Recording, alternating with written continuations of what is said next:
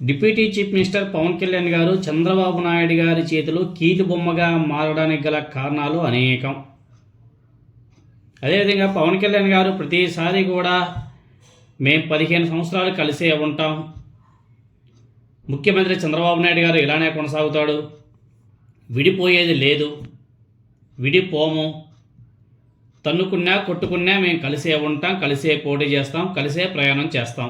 ఇది పదే పదే పవన్ కళ్యాణ్ గారు చెప్పడానికి గల కారణాలు చూస్తే పవన్ కళ్యాణ్ గారు టీడీపీకి బాగా గట్టిగా సరెండర్ అయిపోయాడు అనేసి అర్థమవుతుంది. ఇంకొక విషయం రీసెంట్గానే బయటపడింది. ఒకవేళ ఆ డబ్బులు కానీ ఆ శాఖలో పడకపోయి ఉంటే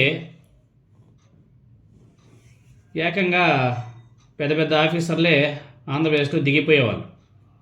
పవన్ కళ్యాణ్ మీద, అదేవిధంగా పంచాయతీరాజ్ శాఖ సెక్రటరీ మీద తీవ్రమైనటువంటి కేసులు కూడా నమోదు అయ్యేటివి. వాళ్ళంతా కూడా కోర్టుల చుట్టూ తిరిగేవాళ్ళు.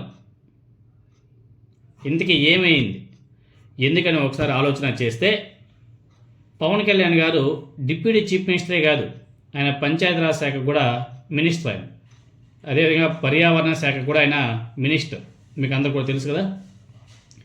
ఎన్నికలకు ముందు పంచాయతీలకు కేంద్ర ప్రభుత్వం ఇచ్చే నిధులు పంచాయతీలకు ఇవ్వడం లేదు, జగన్మోహన్ రెడ్డి దారి మళ్లించేశాడు జగన్మోహన్ రెడ్డి అని చెప్పేసి నానా యాగి చేశారు కదా పవన్ కళ్యాణ్, అదేవిధంగా చంద్రబాబు నాయుడు గారు. మీకు అందరూ కూడా బాగానే గుర్తుంది కదా. మరి పంచాయతీరాజ్ శాఖ మంత్రిగా ఉండి ఇప్పుడు పవన్ కళ్యాణ్ గారు చేసింది ఏమిటి అనేసి కేంద్ర ప్రభుత్వం ప్రశ్నిస్తుంది, మనం కాదు. ఎందుకంటే కేంద్ర ప్రభుత్వం ఇచ్చేటువంటి నిధులను 8 నెలలుగా పంచాయతీలకు జమ చేయకుండా ఆ నిధులు వాడుకోవడం సాధ్యం కాదు కదా. ఇలా కేంద్ర ప్రభుత్వం ఇచ్చేటువంటి నిధులు వాడకుండా దుర్వినియోగం చేయడం మీ వైఫల్యం కాదా పవన్ కళ్యాణ్ గారు అనేసి ప్రజలందరూ కూడా ప్రశ్నిస్తున్నారు.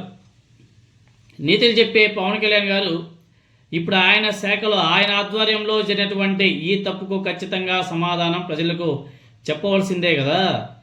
మరెందుకు దీని మీద మాట్లాడకుండా సైలెంట్గా ఉంటున్నాడు పవన్ కళ్యాణ్ గారు? ఇక్కడ మ్యాటర్ ఏమంటే, కేంద్ర ప్రభుత్వం 15వ ఫినాన్స్ నిధులను రాష్ట్ర పంచాయతీ శాఖకు 2 విడతల్లో 1120 కోట్ల రూపాయలు పంచాయతీలకు జమ చేయడానికి రాష్ట్ర పంచాయతీరాజ్ శాఖ అకౌంట్కి విడుదల చేసింది.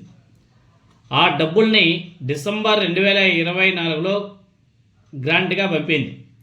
వీటిని కూటమి ప్రభుత్వం గ్రామ పంచాయతీలకు జమ చేయకుండా వాళ్ళకు అవసరమైన చోట వాడేసింది. ఎవరికి చెల్లించిందో కూడా ఎవరికి కూడా తెలియదు. ఆ 1120 కోట్ల రూపాయలని ఎక్కడ ఎందుకు వాడారో కూడా డేటా లేదు. ఆ విధంగా వాడేశారు. పంచాయతీలకి ఇవ్వాల్సిన డబ్బుల్ని వీళ్ళు దేనికి వాడారో ఏం క్లారిటీనే లేదు. కేంద్ర ప్రభుత్వం సుమారుగా 8 నెలలు చూసింది. ఈ కూటమి ప్రభుత్వం, చంద్రబాబు నాయుడు గారి ప్రభుత్వం మనం జమ చేసినటువంటి డబ్బుల్ని పంచాయతీరాజ్ శాఖకు వాళ్ళ అకౌంట్లోకి డిపాజిట్ చేస్తుందా చేయదా అని చెప్పేసి కేంద్ర ప్రభుత్వం కూడా 8 నెలలుగా వేచి చూసింది. మనం వేసినటువంటి డబ్బులు పంచాయతీరాజ్ శాఖకు ట్రాన్స్ఫర్ చేస్తుందా చేయదా ఈ ప్రభుత్వం, కూటమి ప్రభుత్వం అనేసి వేచి చూసింది. ఎందుకంటే అలా డబ్బులు ట్రాన్స్ఫర్ అయ్యాయంటే రాష్ట్ర ప్రభుత్వం ఒక సర్టిఫికెట్ కూడా కేంద్ర ప్రభుత్వానికి పంపాల్సిన అవసరం కూడా ఉంటుంది. కానీ డబ్బులు పంపలేదు, ఆ సర్టిఫికెట్లు ఇవ్వలేదు. ఆ సర్టిఫికెట్ ఎందుకంటే డబ్బులు పంపిస్తే సర్టిఫికెట్లు ఇవ్వాలా, డబ్బులు పంపలే. ఆ పంచాయతీరాజ్ శాఖలో డబ్బులు డిపాజిట్ కాలే. ఎందుకంటే చంద్రబాబు నాయుడు గారు పంచాయతీరాజ్ శాఖకు ఖర్చు పెట్టాల్సిన డబ్బులన్నీ కూడా దారి మళ్లించేశాడు. ఇది కేంద్ర ప్రభుత్వం రాష్ట్ర పంచాయతీరాజ్ శాఖకు ఒక సీరియస్ లేఖ రాసింది. ఏమని అంటే, మీ గ్రామ పంచాయతీల అభివృద్ధి కోసం మేము డబ్బులు పంపాం కదా, వాటిని మీరు ఇన్ని నెలలు గడిచినా పంచాయతీలకు జమ చేయలేదు.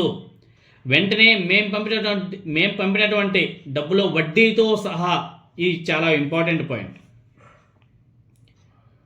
వడ్డీతో సహా జమ చేయండి, జమ చేసి ఆ సర్టిఫికెట్లు మాకు పంపండి, లేకపోతే తీవ్రమైనటువంటి చర్యలు కూడా తీసుకుంటామని చెప్పేసి ఆంధ్ర రాష్ట్ర ప్రభుత్వానికి కేంద్ర ప్రభుత్వం ఒక లేఖ రాసింది.